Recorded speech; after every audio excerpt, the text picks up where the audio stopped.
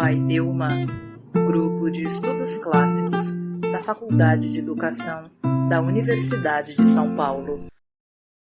Olá a todos, este aqui é o segundo encontro do Paideuma nesse ano de 2022, qual nós estamos lendo o texto de Mário Perniola, Animais Quase Sábios, Animais Quase Loucos. É um texto bem curtinho, tem 38 páginas, nós já estamos na página 7, e vamos ler então um trecho. Zenão define a felicidade como viver de acordo com a natureza e o bom transcorrer da vida, Euroia Bio.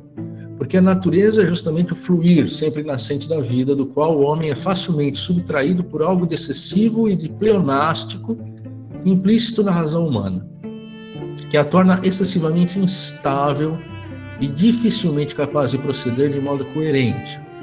O assentimento firme e constante é, por isso, para os estoicos, a condição de toda a virtude e de toda a alegria. Ao contrário, a tolice, da qual os animais e as crianças estão felizmente excluídos, é uma espécie de zapping life, grazing life, uma prática impaciente devorada pelo medo de perder alguma coisa mais interessante e mais prazerosa. Já os animais nunca estão em desacordo consigo mesmos. Assim como as crianças, eles são quase sábios e quase virtuosos. No pensamento estoico sobre a animalidade, a palavra osanei, quase, como se, desempenha um papel fundamental e indica uma adesão espontânea ao ciclo cósmico, que é análogo ao da sabedoria humana, mas muito mais imediato e direto. Eu refleti sobre esse trecho, ao contrário à tolice, da qual os animais e as crianças estão felizmente excluídos, é uma espécie de zapping life, grazing life. Então, a ideia do zapping, por exemplo, quando a gente está assistindo os canais ou está navegando pela internet e nossa atenção está constantemente sendo capturada, né? Fala-se que a gente vive na economia da atenção atualmente. E por que os animais, não vou discutir tanto aqui, mas as crianças estariam, né, nesse sentido, excluídas, pensando, né, sempre como que a gente pode ler os clássicos para os tempos atuais. Isso não é algo que condiz com a realidade atual. E daí a preocupação, e agora eu estou puxando para o meu interesse de pesquisa, a preocupação tanto com as práticas de atenção, principalmente mindfulness, né, a atenção plena, justamente por esse zapping life, mas e a relação disso com a tolice? A criança não é tola, porque para você ser tolo, você tem que ter demonstrado uma incapacidade de ser racional. Como a criança ainda não alcançou o uso maduro, digamos assim, da razão, ela não é tola.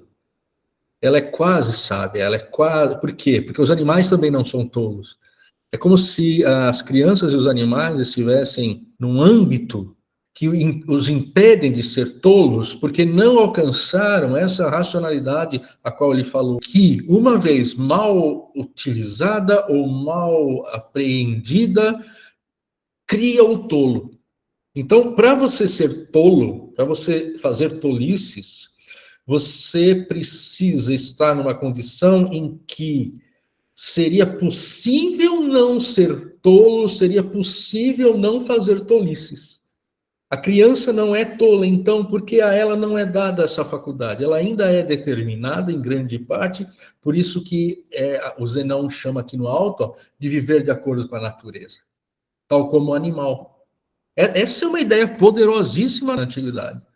Poderosíssima. E nós encontramos isso nos estoicos, nós encontramos isso nos sofistas, nós encontramos isso em Platão, em Aristóteles. Essa ideia que nós, contemporâneos, especialmente contemporâneos, não aceitamos mais, que é a ideia de que existiria uma natureza das coisas, no caso, a natureza do ser humano. O homem é alguma coisa que possui uma essência. Descobrir que essência é essa, descobrir a conexão dessa essência com a natureza, com a physis, esse transcorrer da vida, euroia bio, do termo ro, do panta-rei, tudo flui, essa ideia do fluir, que em português a gente usa esse termo, catarro, aquilo que flui para fora, essa ideia do bom fluir, a vida do bom fluir, com bom fluir. Qual o critério do bom fluir? É aquela vida que harmoniza isso que o ser humano é com aquilo que é o mundo. E ao descobrir essa fórmula, você tem a felicidade. Hoje essa ideia é muito difícil de ser aceita, porque, no fim das contas, depois de autores como Nietzsche e Freud e tudo mais, nós duvidamos da ideia de uma essência, da ideia de que o homem é alguma coisa essencial, dotado de uma essência. No entanto, funciona ainda para mim essa ideia de que a criança, por não ter alcançado o uso maduro da razão, não pode também ser acusada de tolice. O tolo é aquele que, podendo agir como um sábio, não o faz. Eu estava pensando sobre isso que a colega falou, né? E agora o comentário do professor. Eu não sei, assim, quando eu olho... Já conversei sobre isso com a minha irmã, com o meu noivo algumas vezes, né? Quando eu olho minhas gatas, eu vejo uma tranquilidade muito grande. De como se nada que elas estivessem fazendo estivesse errado, né? Tudo que elas fazem é certo, dentro da natureza delas, do gato. Né, dentro do que cabe na vida do gato. Elas estão ali, mesmo que elas passem o dia inteiro deitadas e levantem para comer a caixa de areia e voltar, a finalidade delas me parece cumprida, me parece satisfeita, né? A gatidade do gato, exato. E aí, né, aí eu vou trazer um pouco do que é o meu objeto de estudo, né, porque eu estudo a logosofia, enfim, a pedagogia logosófica, me interesso, né, muito pelo pensamento do Pecote. E ele afirma, né, que os animais eles têm uma inteligência coletiva. Então, de fato, tudo que eles fazem responde a algo que está conectado com algo das leis universais, né, de forma direta. Então, de fato, o que eles fazem é sempre certo. Eles não têm um livre-arbítrio de decidir se vão agir ou não segundo o que é certo. Diferente de nós que podemos escolher agir entre a tolice e a sabedoria, né? Então, assim, de alguma maneira, há algo, sim, da minha perspectiva, né, de perfeito nos animais. Sim. Só que é interessante que, como nós temos prerrogativas diferentes, fica difícil, né, para nós, porque as prerrogativas são diferentes. Não cabe aos animais escolherem serem sábios ou que eles são sábios, que eles respondem, né, a própria natureza. Agora, e nós, né? Sim. É muito difícil pensar em viver de acordo com a natureza dos animais. Sim, o nosso grande problema é justamente esse. No autor moderno isso vai aparecer com força, em Rousseau isso aparece com força, a ideia de que nós, por sermos livres, somos, de algum modo, desgraçados, somos um animal doente. A liberdade, para nós, é um fardo. Então, e é por isso que existe a educação. Se os pássaros, os cães, os gatos não precisam ser educados, eles precisam talvez de uma outra indicação que a mamãe gato, ou a mamãe cachorro, a mamãe passarinho dá a eles, não sei.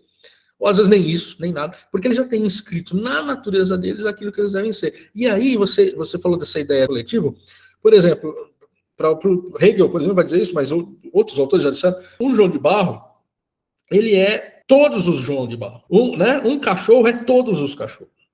Você tem no indivíduo a espécie inscrita ali, toda ela. Nós não. Curiosamente, para os antigos, e a gente está falando dos estoicos, né? Então, para os antigos, isso aparece com força entre os estoicos, o segredo da felicidade é encontrar esse princípio, essa racionalidade que nos permita, de algum modo, resolver o problema da liberdade. Nós falávamos isso no encontro passado, vamos falar de novo. Aquela imagem, acho que está em Sêneca, né? Imagine um cão amarrado em uma carroça. O cão ele pode se revoltar contra a carroça que puxa, ou se conformar e seguir a carroça. Dos dois modos, ele vai ser puxado pela carroça. O ser humano é isso. Quando nós nos debatemos contra o destino, contra o logos, com L maiúsculo, com lambda maiúsculo, dos estoicos, nós apenas mostramos ignorância. Por quê? Porque as coisas vão inexoravelmente acontecer. Mas descobrir isso e, de algum modo, perceber as linhas, né, os cordões que nos conduzem, né, é uma forma de liberdade. Então, é engraçado, porque como é que eu resolvo esse ato entre os antigos? Descobrindo o que me determina e aceitando o que me determina. Por quê? Porque é o que me determina. A modernidade, ela não tem como responder isso. E esse é um problema para nós. Porque não há nada para ser descoberto, mas, antes de tudo, há um campo aberto da criação, da autocriação, da autopoiesis, criação de si, como nós vamos ver em autores como Nietzsche, por exemplo, e outros, a ideia de um determinismo. Então, você coloca, intriga algo de uma psicologia dos gatos, né? E as gatas são todas diferentes, umas das outras, mas algo na natureza básica é a mesma, claro. Você tem um contingente. Só que nós, seres humanos, temos muito... Quer dizer, são nossas contingências também, no nível biológico, obviamente, nós somos os mesmos, claro, ok, né? Mas a cultura nos cria, nos faz, nos inventa. A cultura é aquilo que tenta lidar com a nossa liberdade. A cultura é compreendida também como educação, né? E há algo que não está no texto, mas é uma coisa que eu já li em algum lugar, em textos com enfoque evolucionista, ou seja, da biologia evolucionista, ou da psicologia evolucionista, melhor dizendo, psicologia evolucionista, que para muitos, a nossa consciência, ela não está bem explicada em termos evolucionistas. O que eu estou dizendo? Com isso eu não quero dizer que há qualquer coisa de místico. Tá? Não é nada disso. É que ela parece, se nós fôssemos seres sem consciência, sem essa metacognição, né, talvez fôssemos até mais efetivos na nossa adaptabilidade ao meio. Poderíamos viver de uma maneira muito parecida como nós vivemos, mas seríamos mais efetivos. Hesitaríamos menos, seríamos regidos por princípios mais, digamos, claros. Então, o fato de termos esse hiato, essa câmara de eco na nossa cabeça, para alguns autores, eles não têm claro qual é a vantagem evolutiva disso, entende? Para alguns autores, eu precisaria resgatar esses textos, mas eu já cheguei a ler isso. Oferece cerveja para uma criança, o que ela vai fazer? Oferece cigarro para uma criança, o que ela vai fazer? Do mesmo modo, oferece a mesma coisa para um gato, para um cachorro, oferece pinga para um cachorro. A criança vai botar cerveja na boca e vai falar, é horrível. De fato é horrível. A gente acostuma a beber aquele treco amargo e acha maravilhoso. Pode fumar e fazer outras coisas terríveis. Cria uma criança até uns 5 anos sem que ela tenha experimentado o açúcar. Ela não vai sentir a necessidade louca de açúcar que a gente sente agora, né, depois de termos sido corrompidos aí pela sociedade. Então, é essa a ideia. Só que há um problema aqui, ó. A tolice é uma espécie de zapping life, grazing life. Uma prática impaciente devorada pelo medo de perder alguma coisa mais interessante e mais prazerosa. Aquilo que você falou, Marina. O gato está bem sendo o que ele é. Você percebe no gato, você percebe no cachorro, você percebe que ele está todo ali. Nós nunca estamos. Nós estamos aparentemente aqui, mas a nossa mente está em outro lugar. Você percebe nas expressões faciais, você percebe no gestual, você percebe na expressão corporal, que há um incômodo que nos acompanha para sempre. Por quê? Porque é como se houvesse um deslocamento. É como se nós não estivéssemos confortáveis dentro da nossa pele. É isso. E a ideia é de que modo a educação pode lidar com isso para nos fazer, pelo menos, né, nos sentir um pouco melhores dentro da nossa pele. É curioso, a educação aqui para os antigos seria um modo de nos harmonizar com a natureza, não nos afastar dela. A natureza no sentido da constituição íntima do humano. Né? Como é que eu me harmonizo com aquilo que eu sou?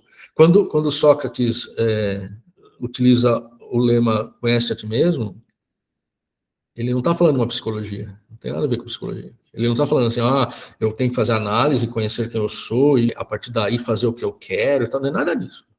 Ele está nessa chave, ele está dizendo, conhece a ti mesmo, o que é o ser humano?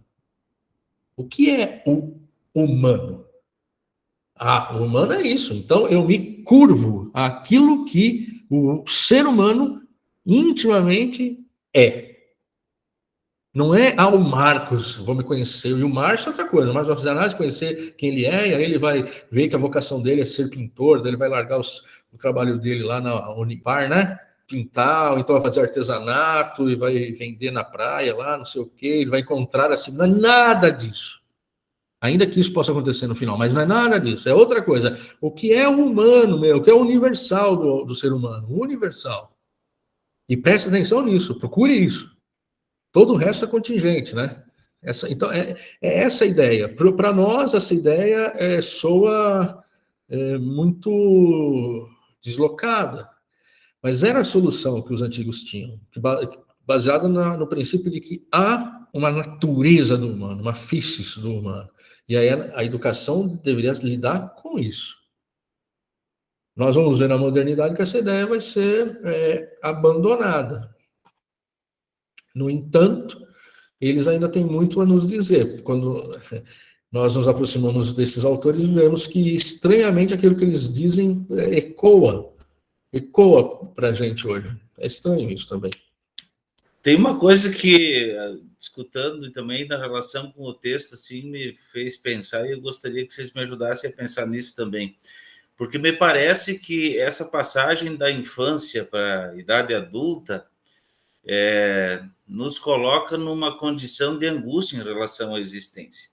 Porque na medida em que a gente se afasta daquilo que seria natural para nós, inevitavelmente a vida passa a ser aquilo que o Heidegger vai dizer, né? Uma busca de sentido.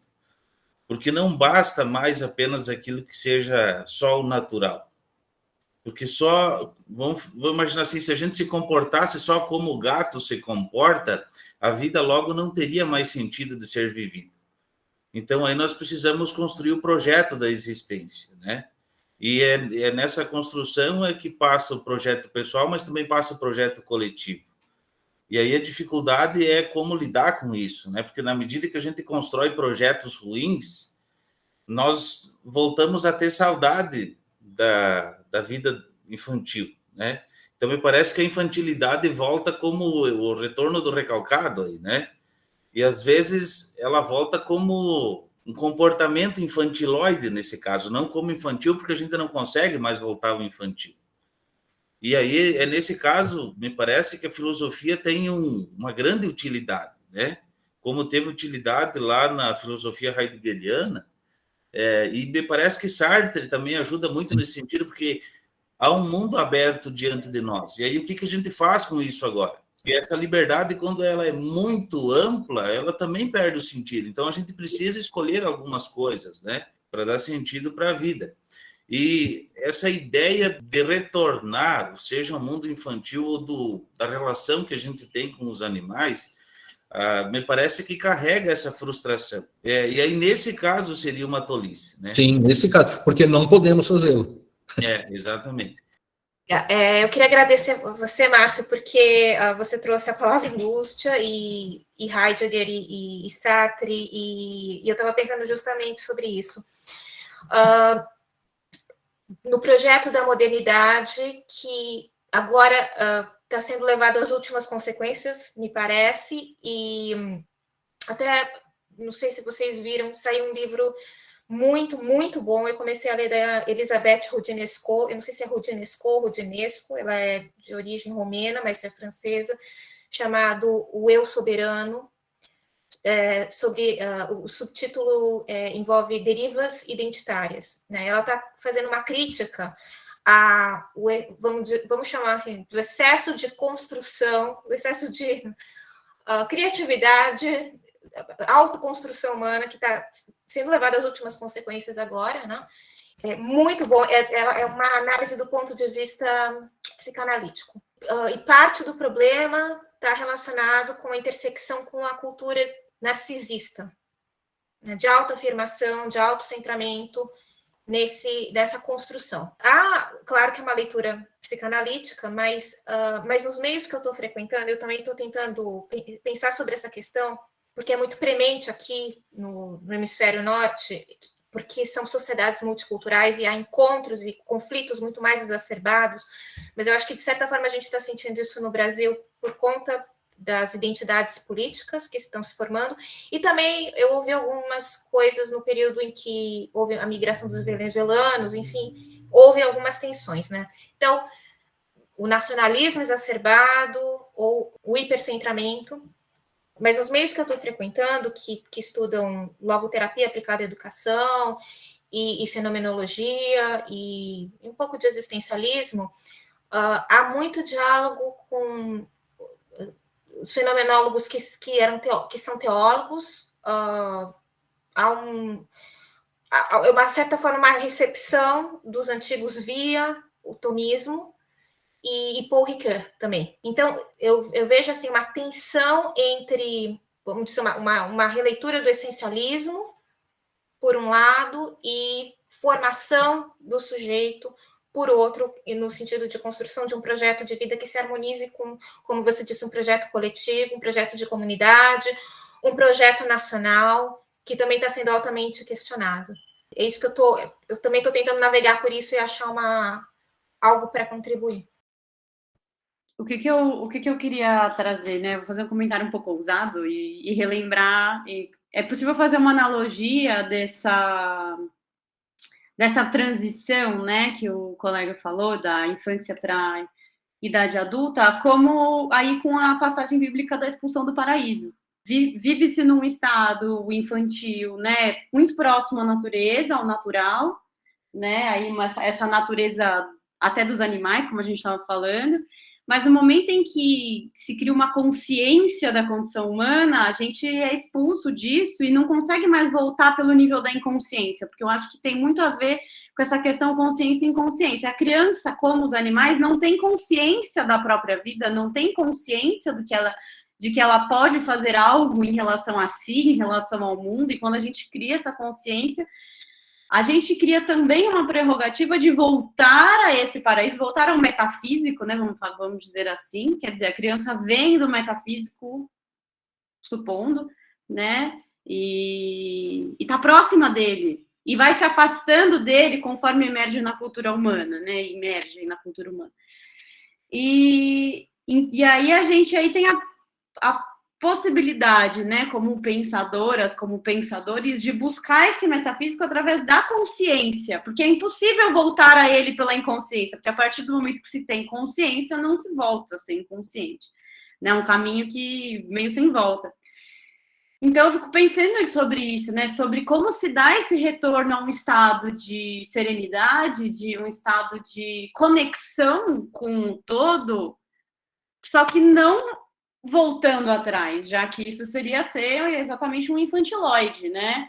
Mas, ao contrário, andando para cima, né? Buscando aí essas grandes ideias que a gente está, acho que eternamente investigando, né? Porque, na verdade, quando a gente chegar lá, a gente já não vai mais ser o que a gente é, né? A gente vai deixar de ser filósofos e seremos sábios, né? Assim, supostamente. Exato. Então, eu queria resgatar, assim como a Renata fez, esse ponto da angústia que o Márcio coloca, e, na verdade, levantar mais algumas questões do que, sei lá, oferecer uma leitura disso, né?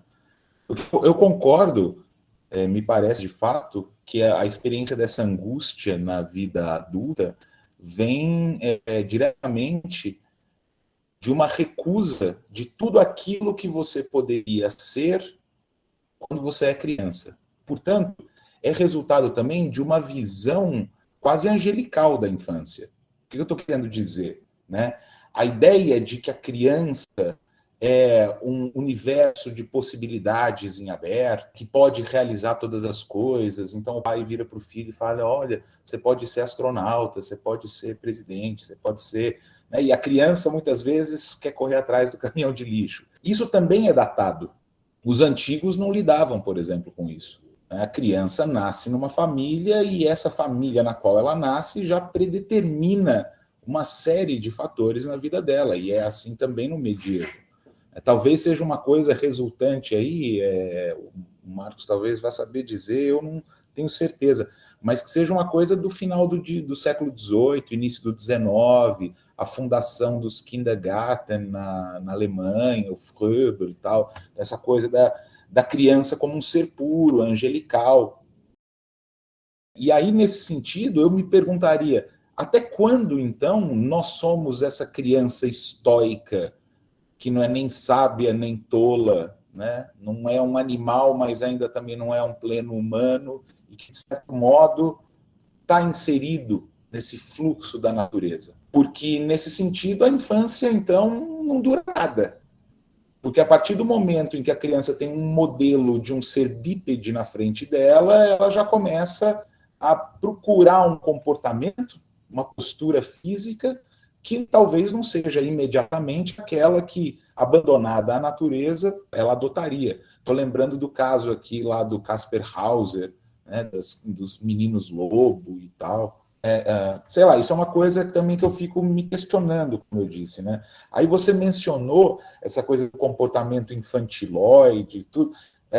Talvez a gente viva num tempo que seja mais propício a isso e em que as pessoas encontrem essa satisfação das mais variadas formas, né? Seja com um monte de seguidor no Instagram, seja ostentando, né, enfim, posses, aquela coisa, eu sou o rei do camarote.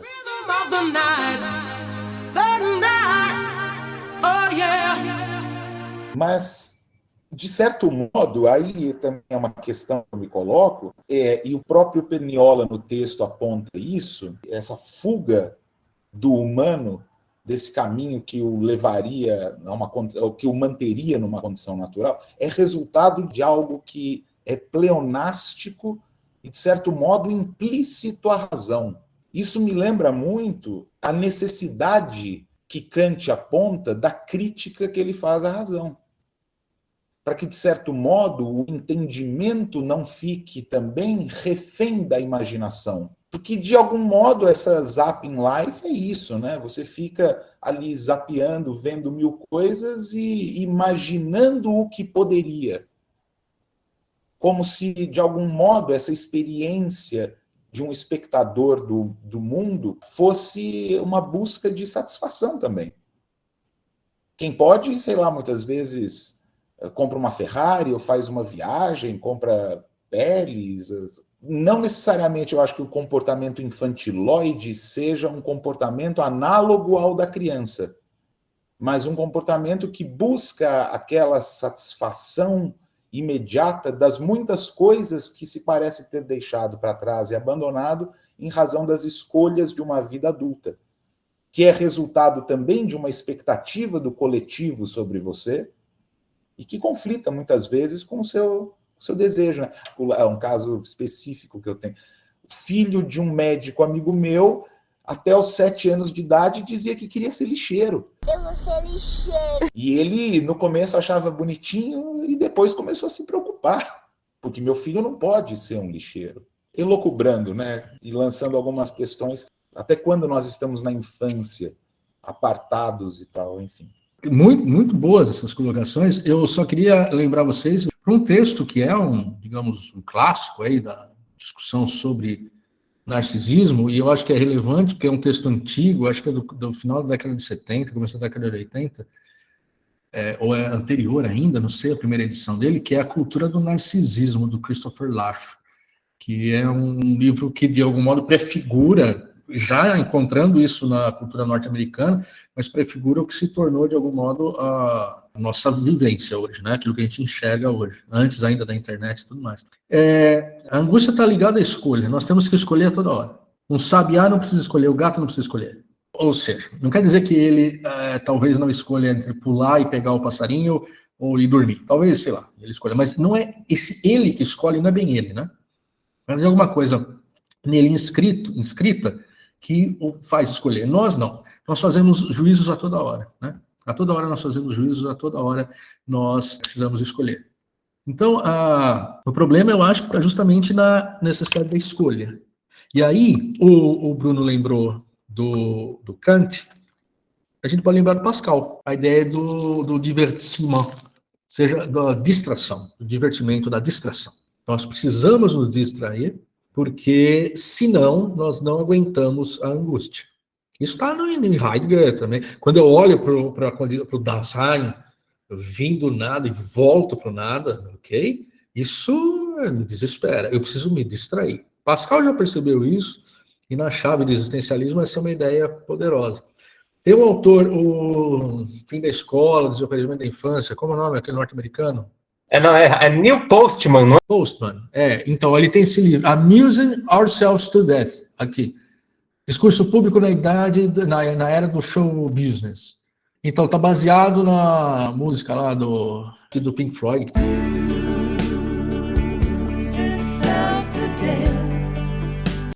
Exato. Então, notem, é uma ideia também, essa necessidade da distração.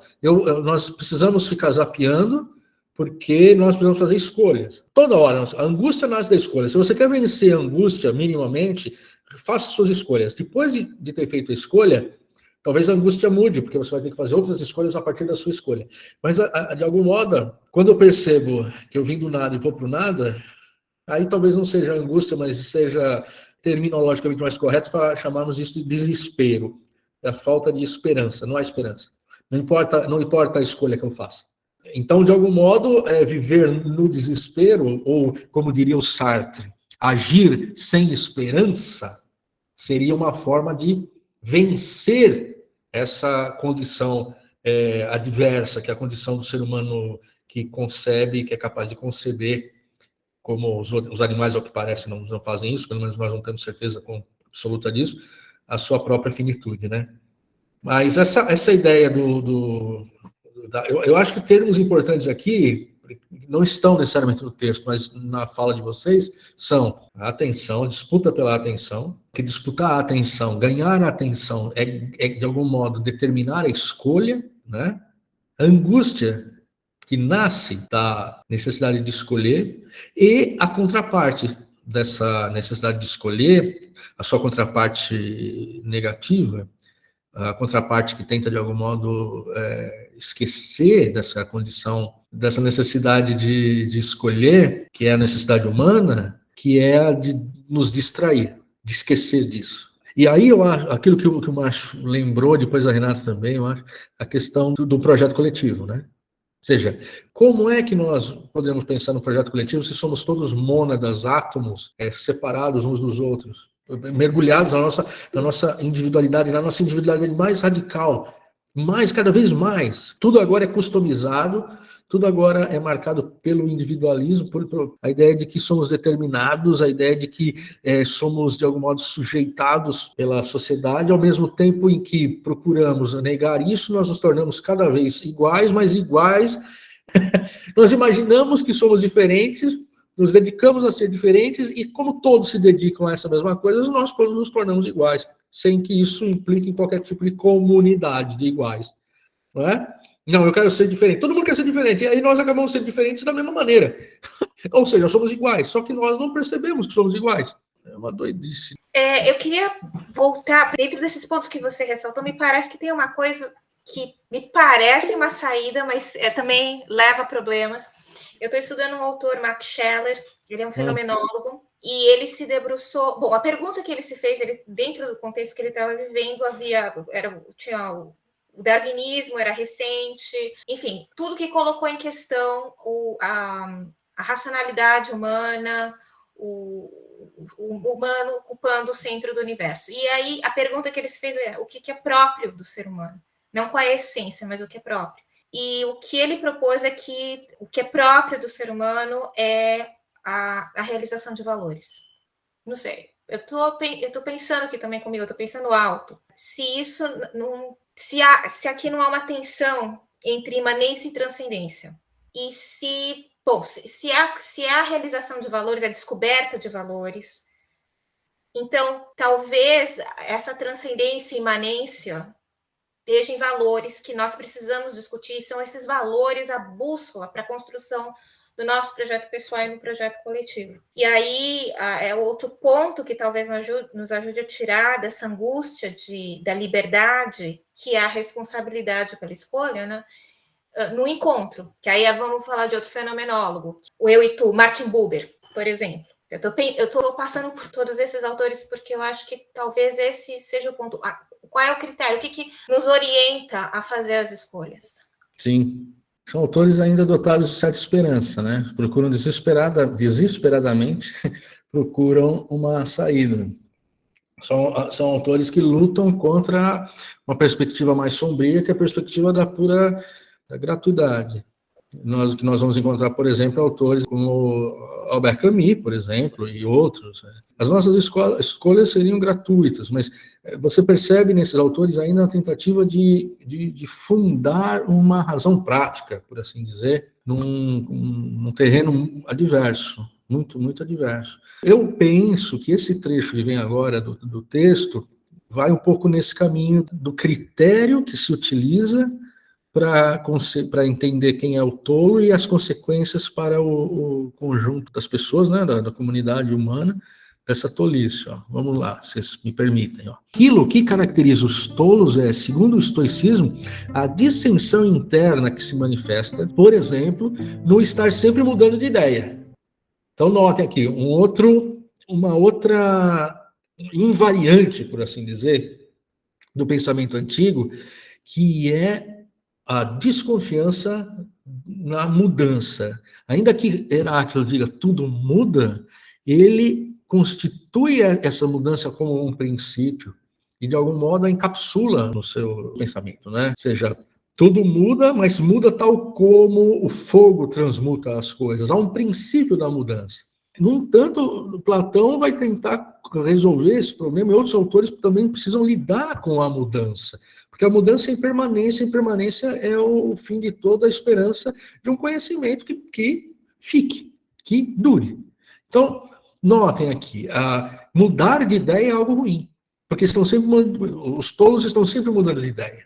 Eu volto aqui a um termo que passou batido, o termo assentimento. Esse termo assentimento é um termo técnico de estoicismo e é aquilo ao que nós precisamos alcançar. Exatamente, o Bruno colocou, assentimento firme. Nós precisamos alcançar o assentimento, que é o quê? Uma certeza. Vou fazer um pleonasmo aqui. Uma certeza fixa, ok? O tolo não, ele muda de ideia toda hora. Então há neles algo de selvagem, agroicon, de feroz, agrion, de bestial, teriode, que os torna inimigos de si mesmo. Olha só, essa ideia é muito importante. Quem é o inimigo de si mesmo? É aquele que está, de algum modo, numa situação de estasis, de guerra. É que o polemos é, digamos, a guerra entre dois estados, digamos assim. A estasis é a guerra civil, é a guerra interna, a guerra intestina. Então, o tolo está em guerra consigo mesmo, ele não está de acordo consigo mesmo. Olha só, não estar de acordo consigo mesmo é o quê? É angústia, é sentir angústia, porque você está dividido. O Agon, o Angst, né, do alemão Angst, a angústia é estar, de algum modo, em disputa consigo mesmo. Vem do termo Agon, que é um termo utilizado nas disputas atléticas, que quer dizer justamente isso, disputa. Então, ele se torna inimigo dele mesmo, por quê? Porque está em dissensão interna. E o que é a guerra civil? A guerra civil é isso, uma dissensão interna na cidade. Isso se aplica à alma também. O tolo é, olha lá, um foragido da lei e ignora o contato com a vida civil, é inimigo de toda a vida familiar, humana, comunitária. Ele leva uma vida associal. Olha lá, os animais e os sábios são, ao contrário, aparentados consigo mesmos. Pros, autor, oikeosai. Aparentados consigo mesmo. Olha lá. Firmemente determinado, mais ou menos isso, como aparece em Epicuro. O Bruno colocou aqui, ele colocou outro autor que não é do estoicismo, é do Epicuro, do epicurismo, e ele coloca bebeulemenon bebaios. A ideia de que você precisa formar um todo consigo. A ideia de integração que a psicologia vai desenvolver posteriormente. Claro, por favor, eu não quero fazer anacronismo, não estou dizendo que... Eu estou dizendo que nós percebemos no antigo o quê? Um problema que é nosso, que é humano, um problema constante, que é nosso também. Eles também tinham... como que eles tinham? Bem, eles eram gente como a gente. Pô, né? Se você pegasse o Platão, desse um banho direito nele, arrumasse a barba dele, colocasse uma roupa, terno e gravata e soltasse aí em qualquer estação de metrô, ninguém ia desconfiar que ele era um cara de 2.300 anos, né? Eram pessoas absolutamente como nós, que sentiam questões como nós sentimos. Então, essa ideia do aparentado consigo mesmo é amigo de si mesmo, irmão de si mesmo. E nós não somos isso. Quer dizer, os tolos, acreditando que todos nós é que somos de um modo ou de outro tolos. É uma expressão que aparece muitas vezes. A ausência disso é a marca do incessato, mataios. Essa ideia, então, ela está nas filosofias helenísticas com mais força. Em Epicuro, nos estoicos, vai estar presente também nos céticos, só que de outra forma, a ideia da suspensão do juízo, né? Eu não vou querer um assentimento firme, mas por quê? Porque eu não posso alcançá-lo. Isso é muito interessante, o bulé, o Bruno coloca ali, ó, bulé implica uma atividade deliberativa. É a da vontade, está ligado à deliberação, está ligado à discussão, e é muito interessante isso, porque se a gente lembrar lá do Protágoras, um sofista, ele vai dizer o quê? O que ele ensina aos seus alunos? Ele ensina a eubulia, a boa deliberação. Mas é interessante que o termo eubulia, o verbo bulesai, eles são termos que, de algum modo, evocam a presença do outro. Não do outro no sentido da dialética platônica, do diálogo platônico. Bulia, fazer boas escolhas, pensar e escolher bem. Mas a ideia de bulé, por exemplo, assembleia entre os gregos, a bulé, como instituição política. Só que, notem, não é bem um diálogo. Não é o diálogo que a gente vê em Platão, no Sócrates platônico, em que Sócrates fica diante do outro e dialoga com ele de tal maneira que ou ambos alcançam algum tipo de proposição razoável ou verdadeira, ou então ambos, porque Sócrates também está nesse processo, ambos percebem que a tese que estava sendo defendida ali não é uma tese viável, não é uma tese defensável. O que nós temos aqui é diferente. O que nós temos aqui, a ideia de deliberação, é com muita gente falando. É uma assembleia, em que não é essa ideia do diálogo de um para o outro, de um para dois. A dialética platônica, ela foge, de algum modo, da turma, da multidão. Só que a deliberação pressupõe uma assembleia. Então, eu só estou aproximando isso. Essa ideia do assentimento, da deliberação interna, é como se você, de algum modo, ouvisse, levasse em conta inúmeras possibilidades, inúmeras posições. Deliberar é diferente de dialogar. Dialogar pressupõe menos gente do que uma deliberação, que pressupõe mais gente. Se eu penso nisso no nível interno, é como se eu levasse em conta inúmeras possibilidades e não lidasse com isso de uma maneira more geométrica, a moda dos geômetras. Mas antes a moda retórica. E não à toa os históricos vão desenvolver as técnicas retóricas de uma maneira muito significativa, né? Mas tudo isso eu estou falando demais. Vamos terminar esse parágrafo. O ser vivo, tão logo nasce, concede uma espécie de assentimento a si próprio. E a tudo que está conforme a sua própria conservação, ao seu próprio modo de ser. Olha lá, Crisipo, que foi um filósofo histórico famoso, define esta autoapropriação com o termo oikeiosis, de oikos, casa, morada, habitação.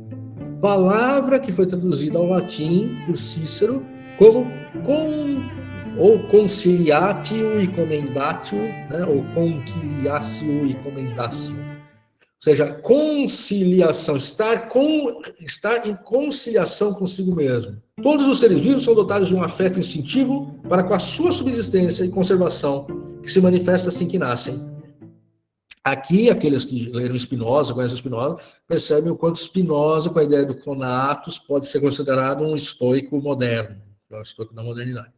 Só ao homem é possível alienar-se de si mesmo e se tornar infeliz, escravo das paixões e dos vícios. O logos é uma faculdade muito delicada, pois é difícil orientar o bem e manter o são. Por quê? Porque somos livres também. Não é porque somos livres. Ou seja, isso é liberdade. Um cachorro não bebe pinga, nós bebemos e morremos de cirrose. Mesmo já sabendo que vai dar no fim. Ou batemos o carro, ou fumamos, enchemos o nosso pulmão de fumaça. É uma vontade nossa, nós fazemos escolhas. Comemos açúcar, precisamos desesperadamente tomar várias xícaras de café por dia. Quero café. Vou fazer xixi um dia, vai ser preto, tanto café que eu tomo. Escolhemos beber? Então, mas aí que tá. Olha só de novo a escolha aparecendo, né? Ou seja, devo ou não devo, faço ou não faço. A questão do Scheller, a questão da ideia das virtudes, como a vida humana como realização de valores, adesão a valores. A questão é como é que eu escolho esse, não aquele. Um animal não tem angústia nenhuma. Um animal, ele pode ter medo de ser pego por um predador. A gente olha o passarinho e fala, que lindo a vida do passarinho. É horrorosa. Tá toda hora olhando para o lado, ver se vê um gato, ver se vê um gavião, ver se vê uma cobra, ver se vê alguém, um tiro de espingarda. Eles estão sempre ansiosos, mas eles não estão ansiosos porque precisam fazer escolhas. Eles já fizeram a escolha. Fugir do predador. De fato, uma sábia escolha. Então essa ideia é fundamental para a gente que lida com a educação. Por quê? Porque é isso aí. O Logos é uma faculdade muito delicada, pois é difícil orientar o bem e mantê-lo são. Educação é o quê? É justamente a tentativa de fazer isso. É isso. A escolha é viver, até escolher morrer nós podemos, exatamente. Nós podemos escolher morrer. Eu não sei se o animal é capaz de... A história dos lemmings é mentira, a gente já sabe, né? Os lemmings lá que vão na Noruega, não é. Mas a educação é isso. O logos aqui não deve ser entendido como a razão lógica, a razão matemática. Não. É o logos encarnado, nós seres humanos como discursos encarnados. Usando a expressão do Richard Hort lá, vocabulários encarnados. Como é que nós vamos educar esse vocabulário? Ou melhor, como é que eu oriento bem esse ser que, junto dos outros, porque ele precisa estar junto dos outros, vai alcançar o uso do logos. Se ele não estiver junto dos outros, ele não vai falar. Ou seja, não vai chegar nem a ser ser humano. Ele vai continuar na situação de animal ou de criança. E aí é interessante, o Bruno perguntou, quando é que a criança tal... Podemos considerar que a criança ela deixa de ter esse caráter da quase sábia e passa a poder ser uma tola. Já que hoje ou sempre, né, nós não conseguimos ter esse limite muito claro.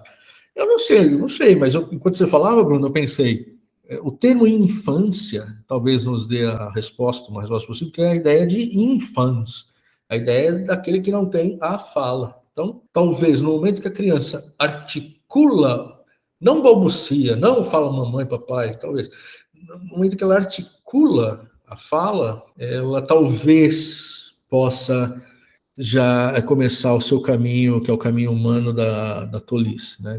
Porque notem bem, o estoico acha que todo ser humano é tolo, menos eles. O estoicismo, em alguns momentos da história, foi muito corporativista.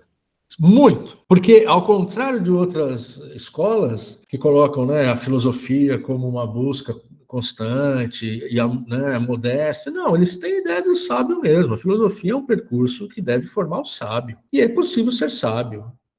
Quer dizer, é possível, notem, para aqueles que detêm uma certa natureza própria para isso, é possível ser sábio. Hoje nós falamos, não, essa natureza, de que alguns têm a natureza para serem sábios, outros não, isso nos parece tremendamente injusto e tremendamente errado. Bem, mas não temos nenhuma dificuldade em dizer que alguns nascem com dons, vamos usar esses termos que são religiosos, mas que funcionam para a gente. O dom ou a vocação para jogar bola. Um Neymar, um Pelé, um Garrincha não saem de uma escola de futebol. Mas qual que foi aquele jogador de São Paulo lá? Kaká. Ele estudou em escolinha de futebol, Kaká, né? Bem, mas ele tinha vocação. Não foi a escolinha de futebol apenas que fez o jogador, ele tinha vocação. Se ele não tem a vocação, talento, vamos usar esse termo, o talento ele não chega. Para um antigo é muito fácil falar, esse sujeito tem talento para ser sábio, ele consegue, esse aqui não. Para os antigos é muito tranquilo. Hoje nós não admitimos isso. Então, precisamos pensar de algum modo como interpretar esses textos para fazer sentido para a gente. É porque falar isso para as pessoas, tal como você colocou, é, de certo modo, ainda que na vida adulta, assassinar aquele sonho infantil de que você pode ser tudo. Por isso é tão ofensivo aos espíritos infantis da contemporaneidade. Exatamente, na cultura do narcisismo. Não, e só indo numa direção um pouco diferente dessa que o Bruno trouxe, né, pensar também que a gente hoje tem uma capacidade de olhar o contexto social, né, no qual as pessoas surgem, crescem, e que tira delas muitas possibilidades que, inclusive, impedem que alguém com vamos dizer, um talento, uma vocação seja, de fato, dê vazão, né? Venha aqui, faça o que teria a habilidade para fazer, em função da desigualdade que nós construímos culturalmente, né? Então, pensar também que uma afirmação como essa afasta, de determinada forma, né, de que essa pessoa, né, tá dando mostras desse talento porque está dentro de um determinado contexto econômico-social, na qual esse contexto é valorizado e é visto, né? Sim, mas os antigos, aí que tá, os antigos também sabiam disso. Eu penso o seguinte, se lermos a República de Platão, o que nós vamos encontrar ali? O Estado totalitário, tá, mas qual é a preocupação de Platão? É justamente essa aí. Ou seja, perceber na infância aquelas também que são dotados do talento para isso ou para aquilo, ou seja, para serem filósofos e filósofas, ou guardiões, guardiãs, ou então trabalhadores, e fazer essa seleção. Porque o que ele vê no mundo em que ele vive, justamente o contrário acontecer. Aqueles que não têm talento se alçarem a posições em que prejudicam toda a comunidade. Então, os antigos, eles tinham isso. Nós vamos encontrar, claro, é óbvio, nós estamos falando do pensamento de 2.500 anos, início da literatura sobre a educação e a virtude na tradição do Ocidente, né? Mas eles vão perceber, ainda que eles naturalizem muitas coisas que hoje nós não naturalizamos mais, eles vão perceber essa injustiça, digamos assim, que a sociedade cria. A questão que eles colocam também o que eu faço dessa minha condição também? Ou seja, então você vai encontrar filósofos que foram escravos. Então, Epiteto, por exemplo, é um deles. Tem outros, eu não vou lembrar agora, que foram escravos, e filósofos que foram ricos. De que modo se dá na vida desses sujeitos a expressão do exercício filosófico? Isso é bastante interessante também perceber. Não é uma solução, mas é interessante perceber como que eles lidam com isso, como é que eles, de algum modo, mesmo na condição mais complicada, encarnaram um certo modo de vida. Mas esse problema que você aponta, Marina, existia naquele tempo e existe no nosso. Talvez a nossa tarefa como professores seja justamente perceber isso, notar essas distorções que a nossa organização social provoca, né?